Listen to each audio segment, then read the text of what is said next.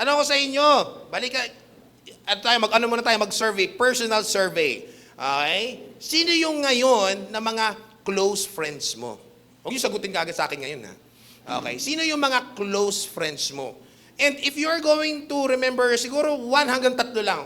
1, 2, 3. Sino yung close friends mo? 1, 2, 3. Ngayon, sa bawat isa, si 1, si 2, or si 3, how would you describe them? So we all have our friends, meron tayong mga tinatawag na casual friends, meron din tayo tinatawag na sabihin na natin, yung casual kasi yung tipong katanguan mo lang nakita mo sa kalsada, katanguan mo lang, may mga ganun. Meron tayong mga kaibigan na talagang close na close mo. Yung close friends mo, may iba't iba rin yan. Hindi pare-pareho yun ang personalities, hindi magkakaiba ng mga attitude din yan. So, normally of course, kung paano mo sila i-describe, normally may dahilan yan kung bakit kayo naging friends. Di ba? At kaya nga sabi lang, di ba? Tell me who your friends are, and I'll tell you who you are. Good luck. Ngayon, may mga friends ka ngayon, question naman, yung mga friends mo dati. Okay, so, paano nyo sila naging kaibigan? Paano naging proseso? Bigyan ko kayo ng halimbawa. Dito, di na ako magtatanong. Meron ako mga naging kaibigan dito sa Lagro, elementary, hanggang first year, second year high school. Third year and fourth year, doon na kasi kami sa Negros. Tapos may mga friends din sa Bohol. Yun nga, sa Dumaguete. Tapos may friends kung saan-saan. No? So question, paano nyo sila naging kaibigan? Paano na-establish yung connection na yun? Siguro yung iba na-establish yung connection, paano? Minsan nandun kami sa school, hindi ko alam kung paano ko gagawin yung assignment. Tinulungan niya ako paano gagawin yung assignment. Naging magkaibigan kami, mukhang ganun sila Jam. Yung kaibigan, tinulungan sa assignment. Yung iba, naging magkaibigan kasi wala ka na pamasahe, uuwi ka. Nakita mo, meron ka 5. may tropa ba kayong ganyan, hininga ka na 5? Tapos araw-araw na lang, kulang yung pamasahe? Hindi kulang pamasahe yun, kolektor yun. No? Pag lahat hinihinga na tagli 5 piso. Biro lang. So, paano kayo naging magkaibigan? Tayo po, it's very normal for us to have relationships, to have friends. Normal na normal yun. Bakit po? Dahil tayo po ay nilikha ayon sa wangis ng Diyos. Okay? At ang Diyos po natin is a relational God. Bakit ko sinasabi yan? Di ba ang Diyos natin, He was there before the beginning, di wala siyang kasama. Doon tayo nagpapasalamat na ang Diyos natin, Trinity. See? So the very image of God is relationship. Bakit? Father, Son, and Holy Spirit. Kaya He is not a hypocrite when He said, I am love. He is love. How? Trinity. See? So tayo rin, yung image ng Panginoon sa atin, kaya ganito tayo na naghahanap tayo ng magiging connections natin sa ibang tao. Okay, normal na po yun. Ngayon, tayo, ang mga nagiging dahilan natin ba't nagkakaroon tayo ng relationships, whether related talaga sa atin dahil kadugo or hindi, nakita lang natin, normally dahil yan may emotional, combination ng emotional, psychological, spiritual, and social. Kahit po yung mga introvert, naghahanap din ng tropa yan. Diba? Paano mag-fellowship yung mga introvert? Hindi ganon. Alam niyo, ito sabihin ko sa inyo, alam niyo ba yung mga introvert, kapag may naka-close na sila, madaldal. Madaldal din. Ito bakit alam niyo ba marami ako naging kaibigan na introvert? Kasi bakit? Extrovert ako Pinagbibigyan nila ako magdaldal. Nakikinig lang. So ayan, tayo po lahat. Bakit? Meron tayong nagiging mga kaibigan natin due to shared values. Pareho kayo ng gustong, bukas eleksyon, pareho kayo ng gustong politiko. Nagkakwentuhan kayo minsan, ako din, ipaglalaban ko yan. You share the same values, you share the same beliefs. Siguro you share common interest. Nagkakwentuhan kayo, pareho kayong mahilig mag-gitara. Siguro pareho kayong artist, mahilig kayo pareho mag-drawing. Siguro pareho kayong mahilig, yan, si Yancy, mahilig mag-basketball. Diba? Kaya naturally, sino yung magiging connection niya? Yung nagba-basketball. Yung mga, naalala ko tuloy, nasa Negros ako, bagong-bago kami noon, hindi pa ako marunong mag-Bisaya. Bisaya sa Dumaguete, Cebuano. Pagdating ko doon, hindi pa ako marunong mag-Cebuano. Pero alam nyo ba, first week pala ng school, dami ko ng tropa. Alam nyo kung bakit? Naturally, lahat ng tropa ko, puro nagbibisyo. So, kahit hindi ko sila naiintindihan dahil nagiinuman kami. Tropa kaming lahat, hindi ko sila naiintindihan. Paano tumatawa sila, tumatawa din ako.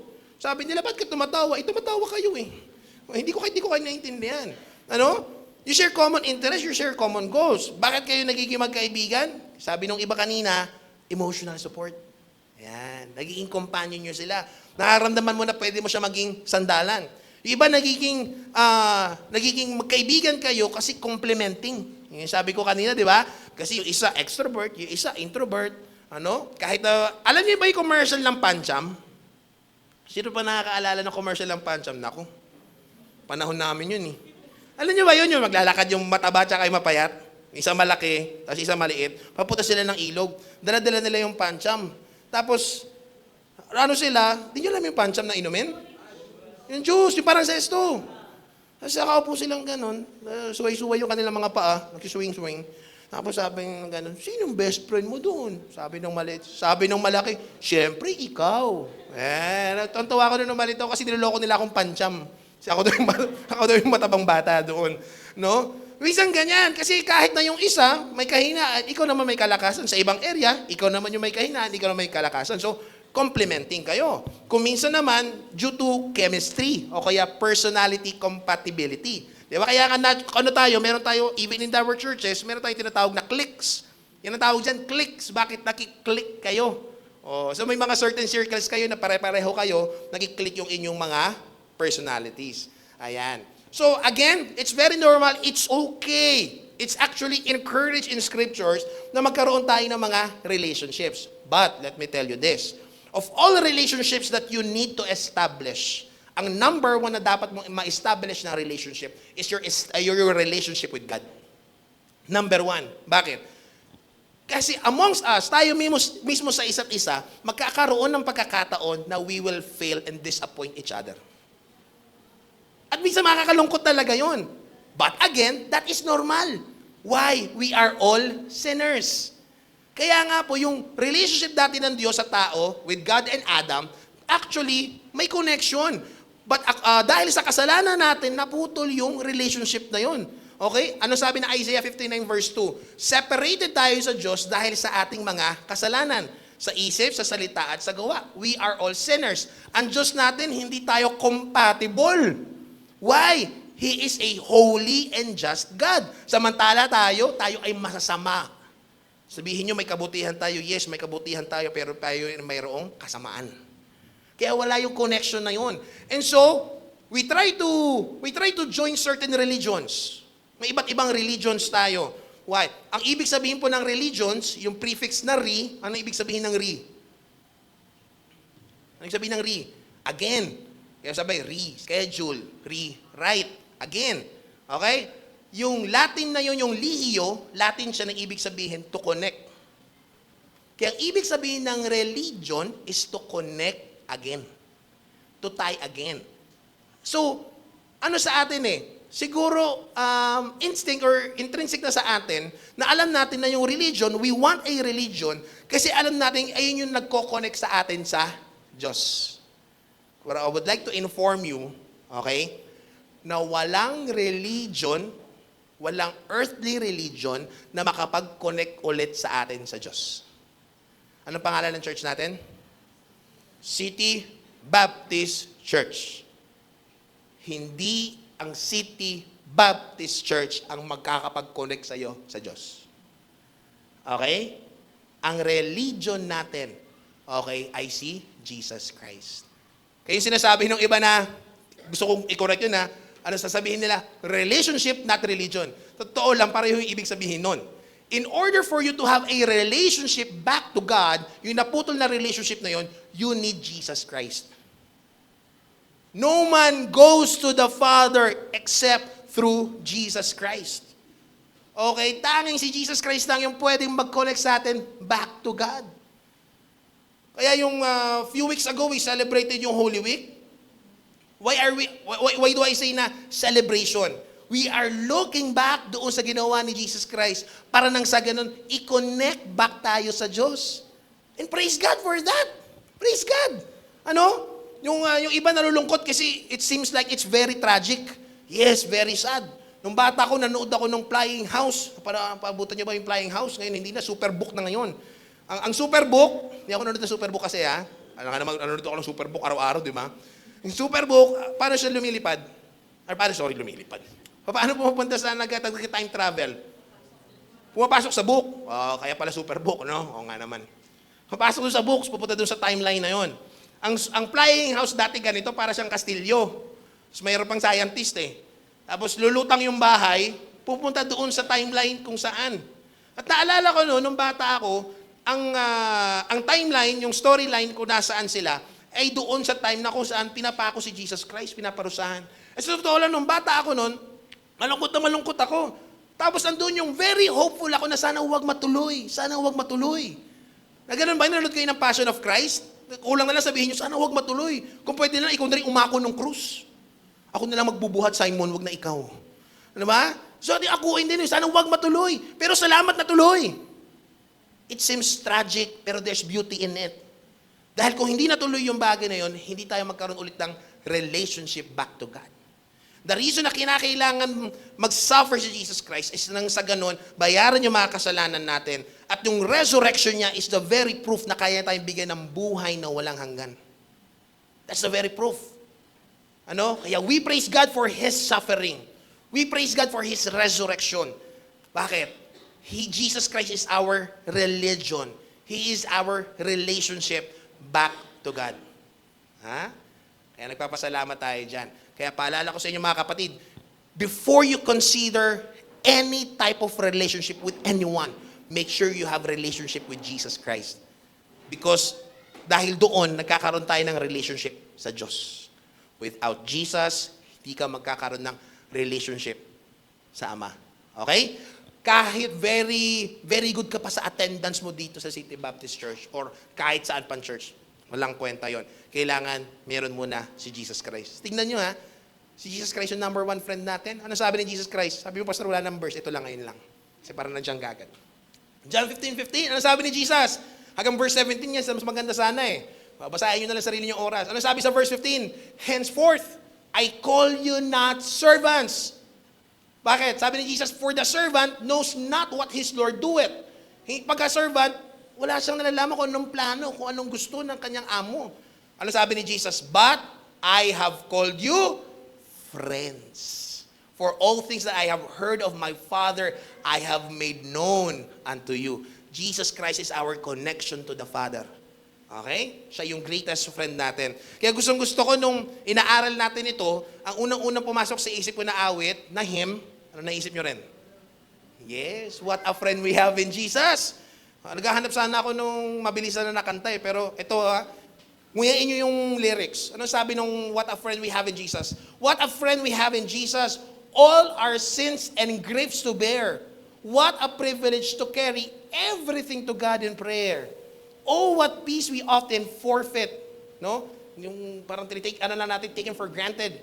Oh, what needless pain we bear. All because we do not carry everything to God in prayer.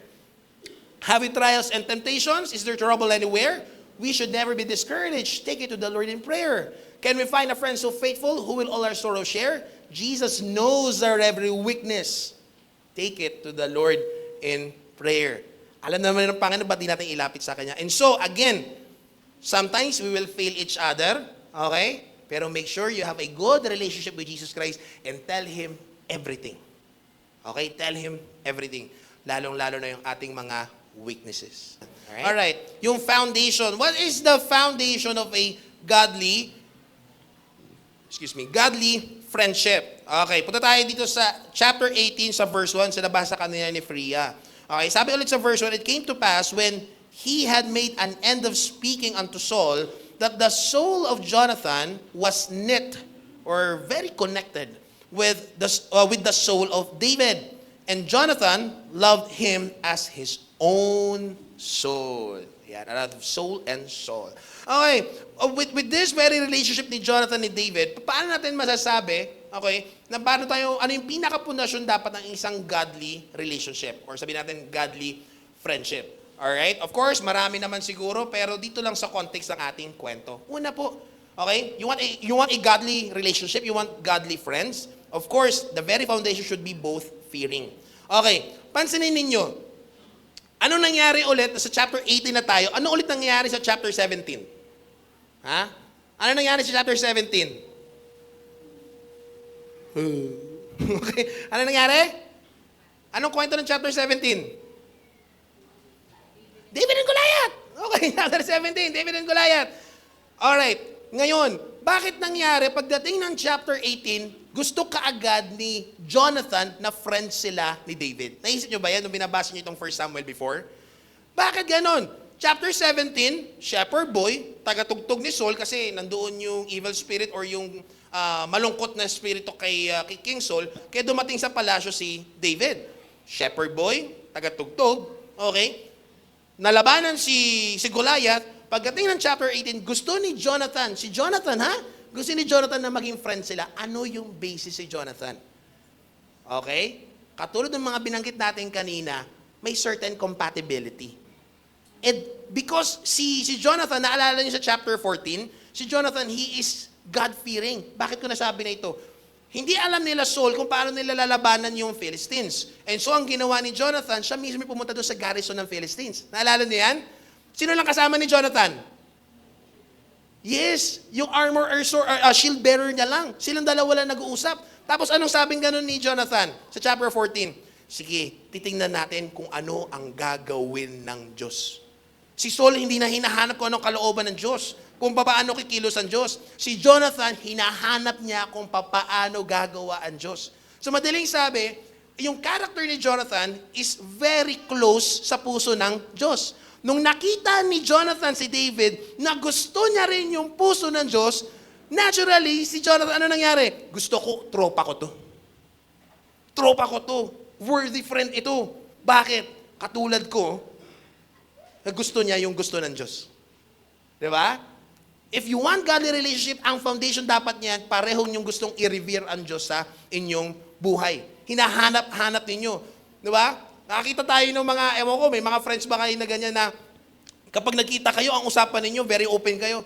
Pag-usapan, naalala nyo yung, may naging devotion ako sa ganito eh. Tapos natutunan ko yung ganito, ganyan. Tapos ikaw naman, mag-share ka rin tungkol doon sa naging devotion niya. Hindi, mag-share ka rin ng devotion mo. Ha? Minsan may kwentuhan kayo na, ito yung ginawa ng Panginoon sa buhay ko. You can say na yung foundation ng relationship ninyo is may takot kayo pareho sa Diyos. Gusto nyong itaas ang Diyos sa buhay ninyo.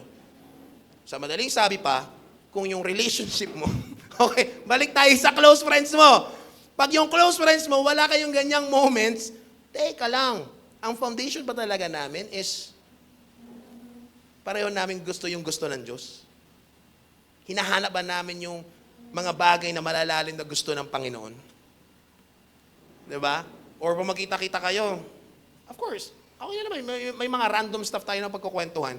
Pero alam mo kasi yun na mayroon ka mga friends na, na-enjoy mo. Ako, personal lang, kaya naisip ko yung tanong kanina na, sino yung mga friends mo ngayon at sino yung mga friends mo dati? Kasi alam ko yung mga friends ko dati, hindi ko na sila pwedeng mga friends ngayon. Bakit? Kasi alam ko yung standing namin hindi magkapareho. Kasi may mga friends ako dati na sobrang close kami na at the same time, alam kong hindi nila gustong close ang Diyos. Paano ko sila magiging close friends? So, kung gusto ko na maganda yung pundasyon ng aking relationship sa mga tao, gusto ko itong mga close sa akin ay merong gusto nila yung gusto ng Diyos. Gusto nila yung mga malalalim na bagay tungkol sa Diyos. Nag-enjoy silang pag-usapan yung mga bagay na mangyayari pa lang, yung mga bagay na ayaw ng Panginoon. At kung minsan pare-pareho kayong lalaki, meron ba kayong ganyan? Pare-pareho kayong lalaki, tapos minsan may iyak kayo bigla sa mga kwentuhan ninyo. Hindi nyo akalain, pare-pareho kayong mga barako, nag-iiyakan kayo tungkol sa Bible. Yes.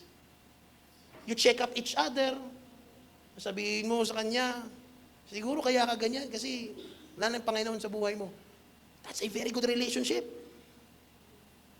Kasi hinahanap mo yung gawa ng Panginoon sa buhay nyo sa isa't isa. That's one. Okay? Godly relationships begins with spiritual compatibility. Okay? More than sa emotional. Okay? May mutual desire for honor at gusto nyo paglingkuran ang Panginoon. Ha? Meron na kami mga friends dati, punta na kami ng mga tropa ko dati ng Iloilo, pumunta na kami ng Capiz, which is magkapit bahay, punta kami ng Benguet, punta na kami ng Mountain Province, Benguet pa rin pala Mountain Province. Okay? Saan kami nagpupunta? Anong ginagawa namin? Pag may nakita kaming opportunity na makapag-mission, pare-pareho kaming, tara, punta tayo. Tara, ipon tayo ng pera. Tara, ipon tayo na pwede natin dalhin doon.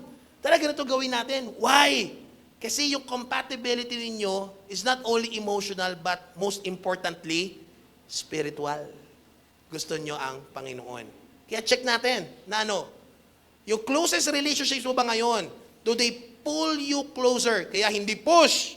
Kasi yung push, wala ka doon eh. Tinutulak mo lang siya doon. Anong sabi ng ibang nanay doon sa mga outreach? Anak ko na lang kasi, wala, tapos na ako eh.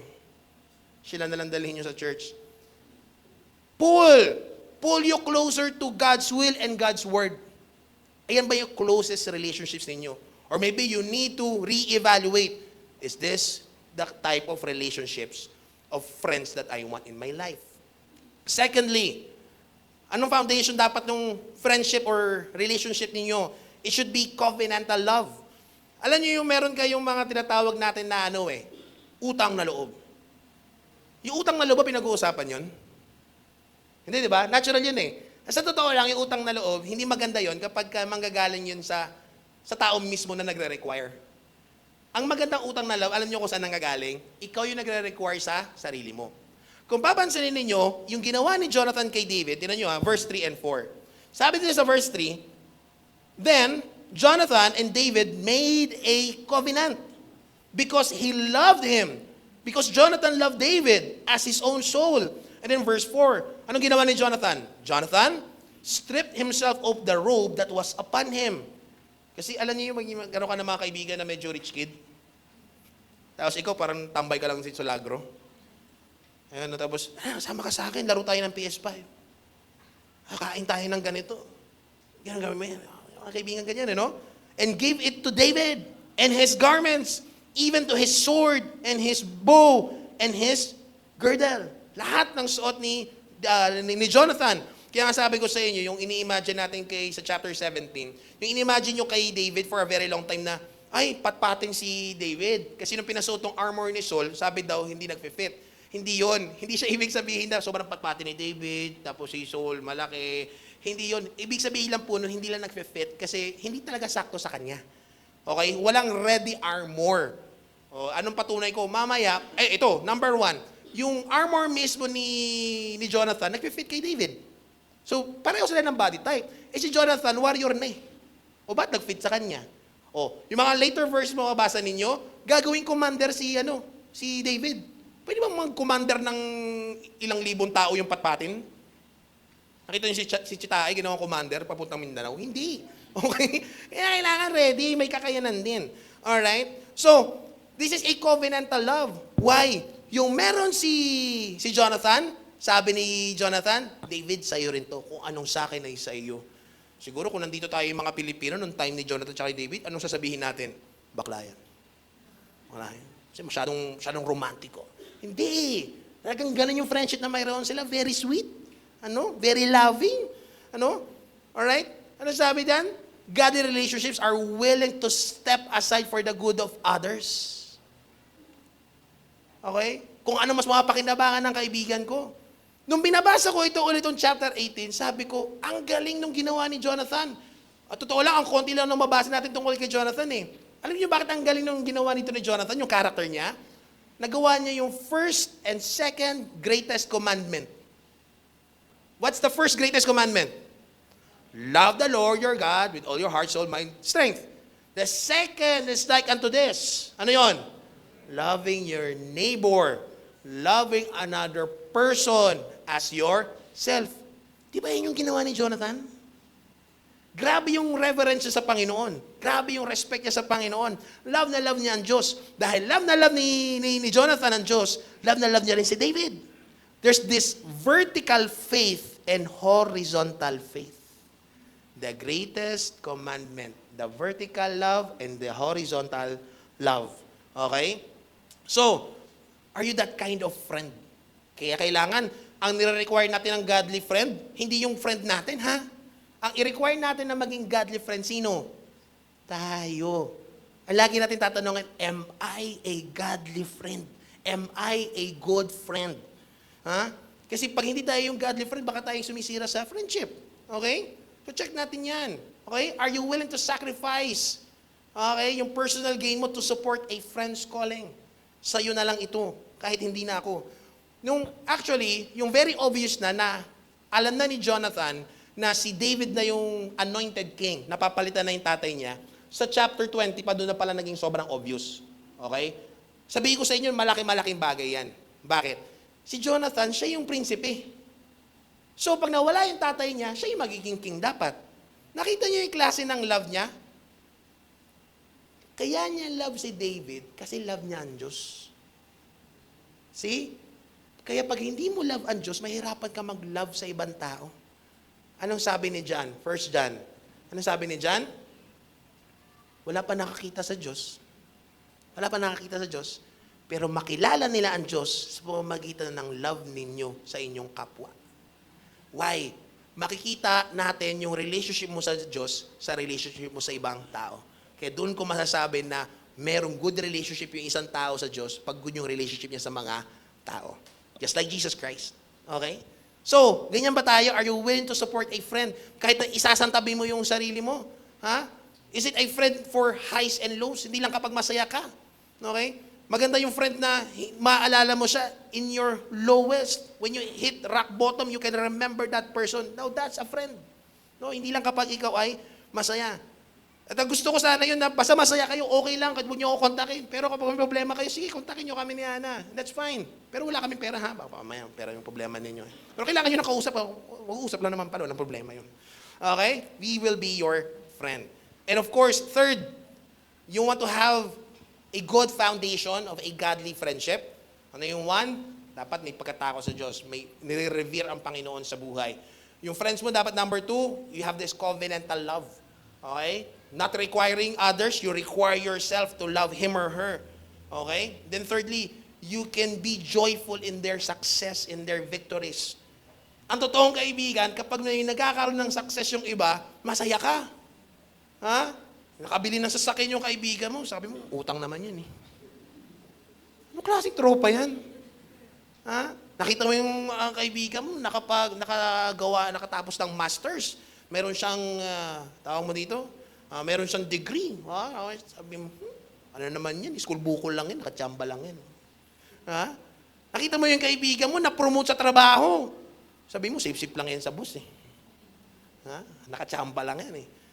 A real friend can be happy, can be joyful. Paano yung sign ng happy, nanay? Paano yung ASL ng happy? Ang happy, ganito.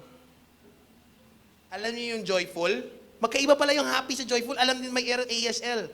Ang happy, ganyan. Ang joyful, nakaganyan. Mas malalim.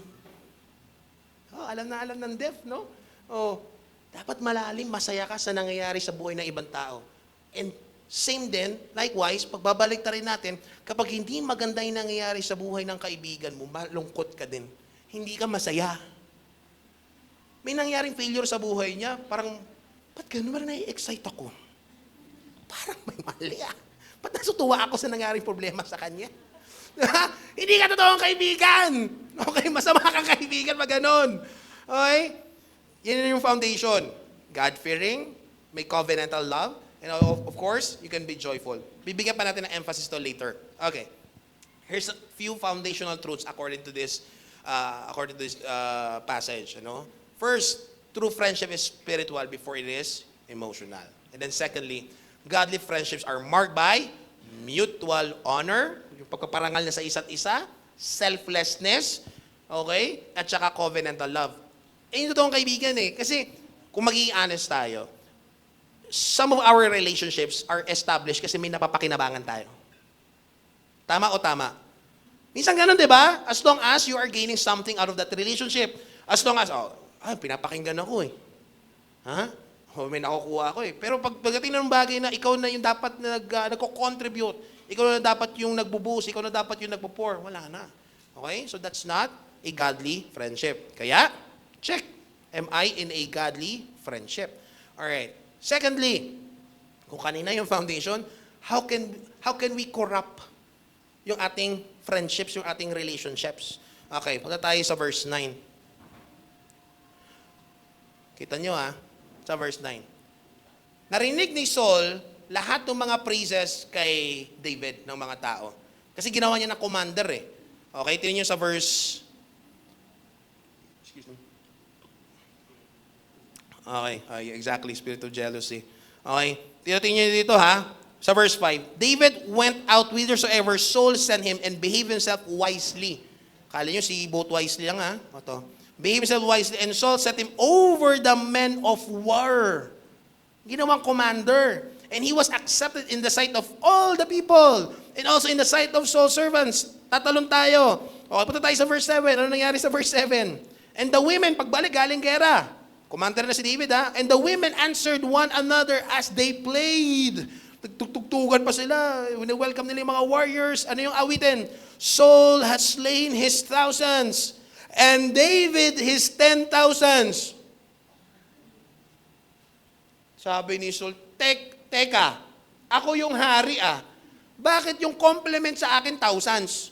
Yung sa commander ko lang, ang compliment 10,000s? Ba, hindi tama ito ah. Siguro si David, wala lang siya. Yung tao doon na kahit nakatanggap din naman siya ng praise, ng compliment, ang sama-sama na ng loob niya. No? Alam niyo, parang may ugat na lumalabas sa puso. Ha? Ganun na. Ang sama-sama na ng puso niya. Kaya pagdating dito sa verse 8, and Saul was very wroth, and the saying displeased him, and he said, they have ascribed unto David 10,000s, and to me they have ascribed but thousands, and what can he have more but the kingdom? Tapos anong gusto niya? Pati yung kaharian ko? Yan na. Yun yung problem pag inangkin mo na yung sa Diyos eh. Akin to. Kaya ano na naging attitude ni Saul towards David? And Saul eyed David from that day and forward. Binabantayan niya na si David. Hinahanapan niya saan magkakamali. Hanapan niya paano niya sisiraan, paano niya pupuksain. Ha? Paano niya sisiraan si David. Narinig ko namin yung puksa na yun isang araw pa eh. Pupuksain na natin ito, mga repa. Pagkain lang naman pala. Okay. So, how can we say na yung relationship is corrupted? Wrong relationship? Kita niyo yung ugali ni Saul. Saul was filled with rage and fear. Actually, kaya siya galit, kaya siya punong-puno ng hatred, kasi may fear. Okay, may tamang fear, may maling klase ng fear. Napag-usapan na natin to before. Yung maling klase ng, yung tamang klase ng fear is takot sa Diyos. Fear of God. Okay? So, natatakot ka na yung gagawin mo, ayaw ng Diyos. That's magandang klase ng fear. Di ba? Yung maling klase ng fear is yung gusto mo para sa'yo baka mawala. Alright? Yung ambition mo, yung pride mo maapakan. That's a wrong kind of fear. Kaya ganun, ang nangyayari, frustrated ka ngayon. Galit ka sa mga tao na sa tingin mo maaaring makasira. Okay? Kaya ganun na lang yung pagkagalit niya. Alam niyo po yung mas malala dyan? Okay. Punta kayo ng chapter 20. Galit na galit. Binabantayan na lang ng bawat pagkakataon. Diba, sinibat na ni Saul si David. So, sobrang inis niya. Wala namang ginagawa si David. Nagkatugtog lang ng harp. Siguro magaling masyado si David. Bad trip. Galing nito. Bad trip to ah. Tingnan niyo chapter 20. Punta tayo sa verse 30. Na kayo? Tingnan niyo yung ugali ni Saul. Then Saul's anger was kindled against, kanino? Jonathan na. Kala ko ba kay David lang? Ba't ngayon kay Jonathan din? Ito yung sabi niya, Kayo yung mag-translate sa Tagalog sa utak niyo, ha? Ito yung sabi ni Saul. And he said unto him, thou son of the perverse, rebellious woman. Ano sa Tagalog yan? Anak ka ng prostitute. Yan yun. Minura niya actually ng PI. Si Jonathan. Ano ginagawa yung anak niya, no? Do not I know that thou hast chosen the son of Jesse? Hindi niya tinawag yung pangalan ni David. Tinawag niya na yung pangalan ng tatay. Alam niyo, yung nanay niyo, galit sa inyo pag tinawag na yung pangalan ng tatay niyo. Anak ka talaga ni Antonio. Pangalan ng tatay ko. To thine own confusion and unto the confusion of thy mother's nakedness. 31. For as long as the son of Jesse lives upon the ground, thou shalt not establish nor thy kingdom. Wherefore now send and fetch him unto me, for he shall surely die. Sabi niya, pagka hindi mo burahin sa mundo si David, hindi ka maging hari. 32. And Jonathan answered Saul his father and said unto him, wherefore shall he be slain? What hath he done? Sabi ni Jonathan. Bakit mo siya gustong patayin? Ano bang ginawa ni David? 33. And Saul cast a javelin at Jonathan to smite him. pati si Jonathan gusto niya nang patayin, whereby Jonathan knew that it was determined of his father to slay David. Ano niyo kung ano mangyayari? If your heart is wrong, okay? Pag hindi tama yung puso mo sa mga relationships, filled with rage and fear, yung anger, ano yung ano mangyayari? Hindi mo lang magiging kaaway yung kaaway mo. Ano yung kung sino rin yung mga kaaway mo? Sarili mo, yung the people closest to you. You will destroy your relationships. Why? Kasi yung puso mo, it's filled with bitterness, envy, anger. Mali eh. At kung minsan, tayo bantayan natin yung sarili natin. Baka nag-iisip ko yung ibang tao. Mga ganun yung iba. Okay, mag-isip na ibang tao. Isipin natin yung sarili natin. Kapag ganyan yung puso natin na kaya tayo mayroong relationship sa mga friends natin, because tayo yung nakikinabang. We are on the end na nakikinabang tayo. Okay? Eventually, maiinis ka. Kasi hindi mo na nakukuha yung gusto mo. Okay? Godless relationships are rooted in comparison, competition, and fear of losing power or position. There will be times na, ewan ko, ang gagawin mo, titingnan mo kung paano yung mga tao, kung paano nagre-react yung mga tao sa'yo. And you are going to compare how people also react sa sinasabi and actions ng iba. That very there is a corrupted heart. When you are trying to compete with another person. Okay? Don't get me wrong, competition is good for the sake of growth and excellence. Pero if you are trying to compete yung ibang tao, kasi gusto mong ikaw yung best, that's wrong. Okay? That is competitive spirit. Competent, okay. Competitive, hindi. Alright? Tapos yung iniisip mo na dapat ganito yung attention na binibigay sa akin eh. Ito dapat yung praise na binibigay sa akin kagaya kay Saul. There, mga kapatid, that is a corrupted heart. Okay? Sabihin ko sa inyo, kapag yung puso mo hindi settled sa tingin sa'yo ng Diyos, ganito, sana mapaliwanag ko na mabuti. Kapag hindi settled, hindi ka masaya kung ano ang tingin sa'yo ng Diyos, ang gusto mo, ang hahanapin mo kung anong tingin sa'yo ng ibang tao. So lagi kang, ano kaya tingin nila sa akin? Ano kaya tingin nila sa akin? Ano kaya tingin nila sa akin? Ano yung nangyari kay Saul eh? Kasi, anong ginawa niya? Kinumpara niya yung sarili niya doon sa tauhan niya. Yung puri sa kanya, 10,000 sa akin, thousands lang.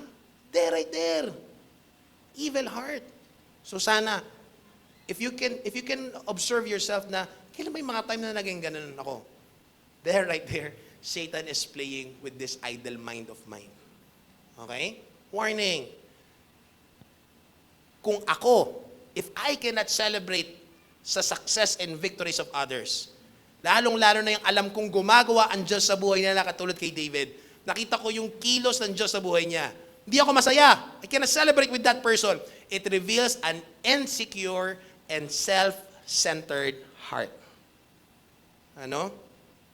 If anger, threats, or shaming define our relationships, alam mo yun, yung tipong pang magkaharap kayo, besties kayo, pag magkaharap kayo, sweet kayo. Pag nakatalikod, ikukwento mo siya sa ibang mga tao. There, right there. No? Masamang klase ng puso. Okay? Kaya iingatan natin. Tama ba yung aking puso?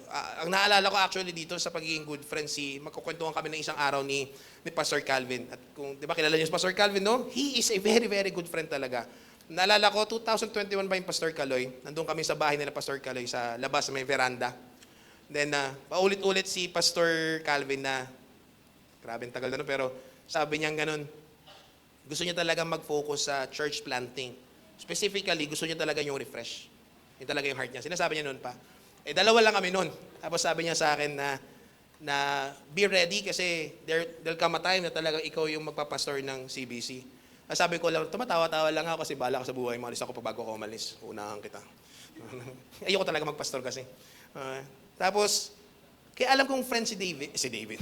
Friend si Calvin. Hindi siya David si Calvin eh. Goliath yun eh. It was very easy to him to let go of his position. Kasi alam niya yung position is not his to hold on to. You get it? Tandaan niyo mga kapatid that there's nothing Walang bagay na sa atin dito sa mundo. Whether it's your family, it's your possession, it's not yours to hold on to. Sa Diyos yan. Okay? Kaya when you refuse sa will ng Panginoon, sandamukan na problema mararanasan natin. Okay? Pag dumating yung time, alam ko maaga pa, pero pag dumating yung time, halimbawa, nakita ko yung kilos ng Panginoon na there's another person na handa ng Panginoon for CBC. I'll be one of the very happy person na, yes, thank you. Masaya ako. Why? Kasi pag nakita ko yung kalooban ng Panginoon is it a bad thing if you are going to step down or to set aside yourself? Is it a wrong thing? It's a beautiful thing. Bakit? Kapag sinantabi mo yung sarili mo, kasi alam mong kumikilos ang Diyos sa buhay ng iba, alam niyo kung bakit sobrang beautiful nun? You are accepting another plan sa buhay mo. Nagkukwentuhan kami ni Calvin, ang saya-saya niya sa refresh ngayon. Kakagaling lang nila na Africa. And he was very happy with the stories na pinukwento niya sa akin. Sabi niya, you know bro, English yun, nahirapan ako wag. Kanya, alam mo ba bro na everything yung needs namin, saktong-sakto, wala kaming reserve, wala kaming sobra, sakto lang. Parating na yung araw na aalis kami, doon lang dumarating. Ang dami niyang kwento, he was very happy. If you are ready to let go sa mga bagay you hold on to too much, na it's not yours, malulungkot ka lang kapatid. Pero pag ready ka lagi sa leading ng Panginoon, Lord, anong gusto mo? Ay nako, you'll be one of the happiest people in the whole wide world. No? Pwede ba Lord? Biro lang. Sige. Malawa, mabilis na lang.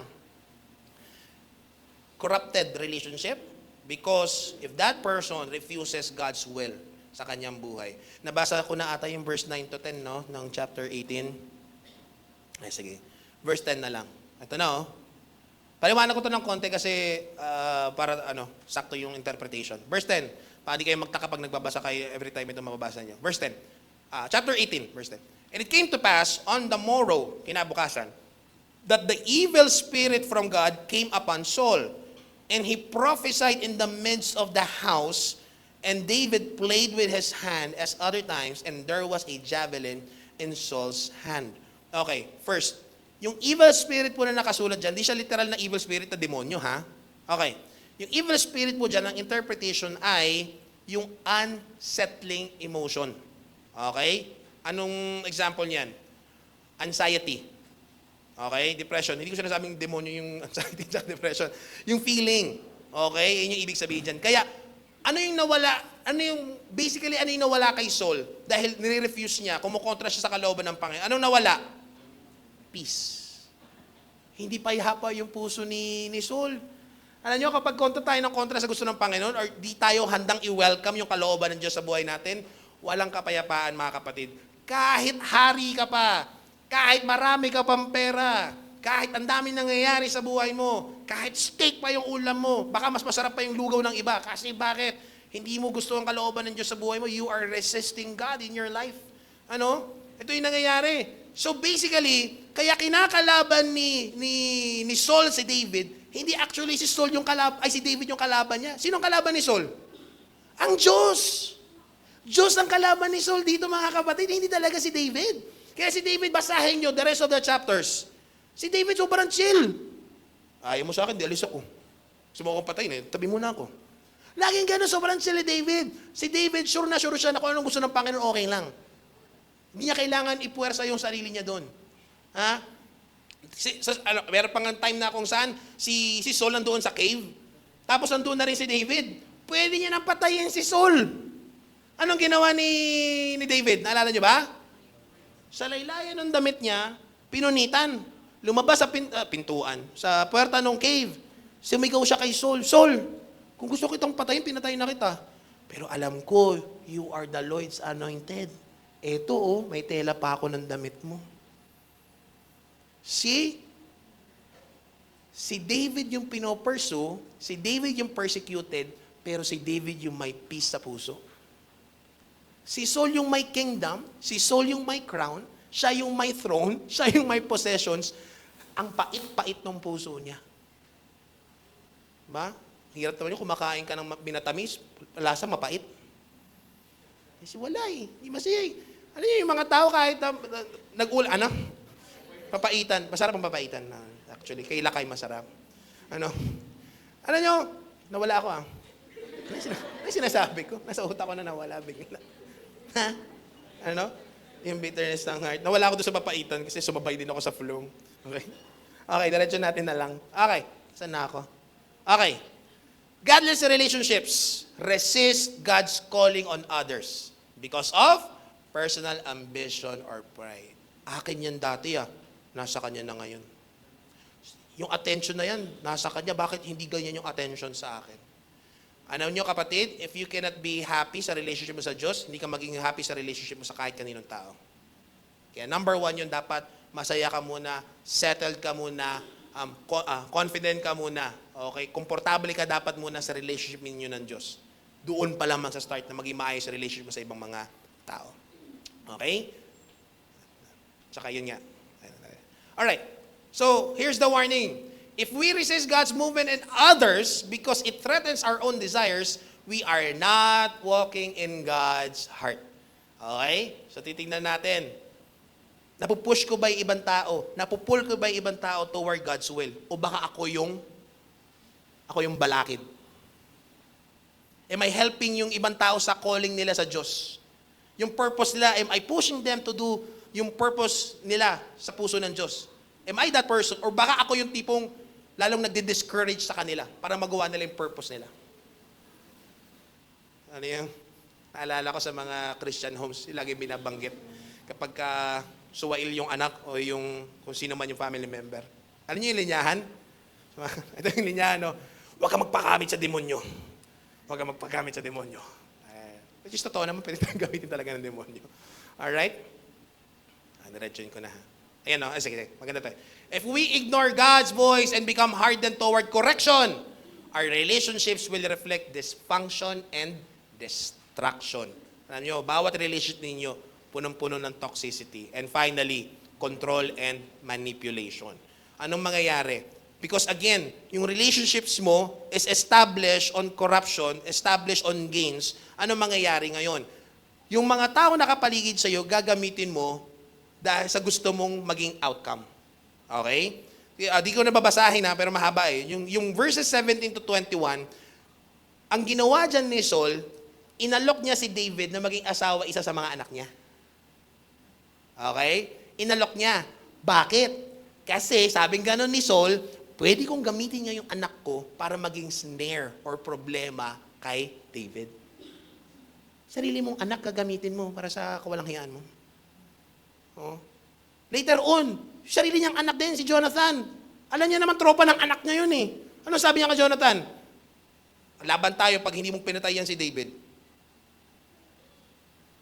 Handa kang sirain yung family mo, handa kang sirain yung friendships mo for the sake na magawa or makuha mo yung gusto mo. Nakakalungkot, no? Pero ganyan yung nangyari. Control and manipulation. Alam nyo, yung character ng controlling or manipulative, okay? That's a corrupted heart. That is a corrupted relationship. That is a godless relationship. Okay? Yan na pala. Okay. Godless relationships manipulate rather than protect. Okay? Kaya here's the warning. When we use people instead of serving them, we reflect Saul, not God. Kahit gumamit ka pa ng Bible verse, ito yung nakakalungkot Kahit gumamit ka pa ng Bible verse, pero ang intention mo is for gains, para may makuha ka pa. Alam nyo kung sinong gumagawa niyan, na ginagamit yung Bible verse for personal gain or manipulation and control? Sino? Si Satan. Si Satan. Saan niya ginawa yan? Talo pa tayo ni Satan, nagkukot ng Deuteronomy. Sabi niya kay Jesus, did the Lord really say that? For it is written. Kita mo, talo ka. Yung memorize yung books of the Bible.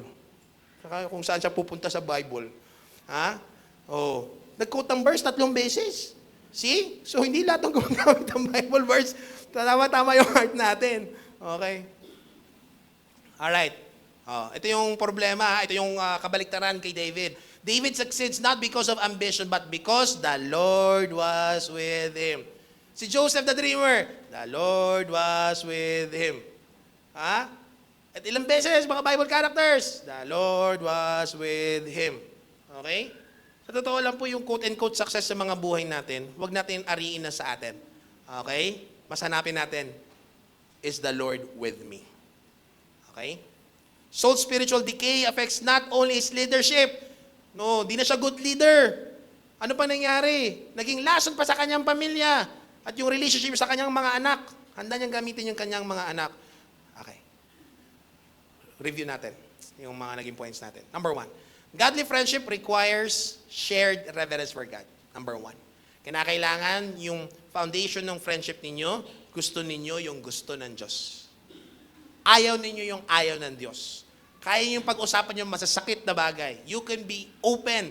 Anong sabi sa Proverbs? Mas masarap na raw yung mapanakit na dila kaysa yung malambing na salita pero may laso na kasama. Okay. Number 2, a healthy relationship with God manifests healthy relationship with others. Again, kung maganda yung relationship sa Diyos, maganda relationship sa iba. Pag happy ka sa relationship mo sa Diyos, happy ka sa relationship sa iba. Pag very bad ang relationship mo sa Diyos, for sure, you will have friends, but out of what? You want gains. You want to be in control. You want to manipulate. Okay? Gusto mo ikaw yung nasusunod. Okay. 3, envy, pride, rebellion, bitterness, anger, jealousy. If left unchecked, pag hindi mo kayang i-survey yung puso mo, hindi mo kayang bantayan, i-examine yung sarili mo, what will happen? It will destroy your family, your relationship with your family mo mismo, lalo kung ikaw yung leader, yung friendships mo, hindi nyo pinapagawa sa ng Panginoon. Why? Magkakaroon ng spiritual numbness. Hindi mo na marinig kung anong gustong sabihin sa ng Diyos. Remember Eli? Hindi mo na maririnig yung gusto ng Panginoon sa buhay mo. And then lastly, submitting to God's plan may mean stepping aside for someone else to rise. There will be times, and this is a glorious moment, when you are able to step aside na ikaw naman. Step aside na, kikita ko yung kilos ng Diyos sa buhay mo, ikaw naman. Diba? Kasi alam mo na gumagawa ang Diyos sa kanila. And probably God is, may binibigay din ng ibang opportunity sa iyo ang Panginoon. Let's end with these reflections. Ito na, pwede na kayong mag-examine ng sarili, opportunity for us. And I would like you to pray, okay? 1, tanongin mo yung sarili mo, am I the kind of friend who helps others pursue God's purpose in their lives? Am I that person? Am I a pusher and puller? Push toward God's will? Better yet, pulling toward God's will? Okay? Do I surround myself with people who build my faith, not just boost my ego, boost my emotions, boost my mood? Okay? Do you look for those people na kahit masakit manalita ko minsan, pero you love that person? Okay? Do you surround yourself with growing people, not just ordinary Christians, but growing Christians, maturing Christians? Hindi maturing Christians? Okay, mga Kapampangan. When tested, do I remain royal? Just like Jonathan, kahit na tatay niya na, pero he is willing to stand for righteousness. Diba?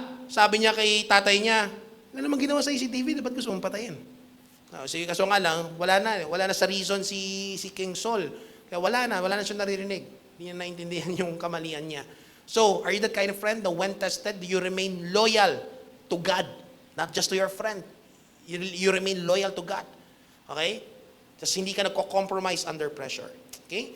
Sige po.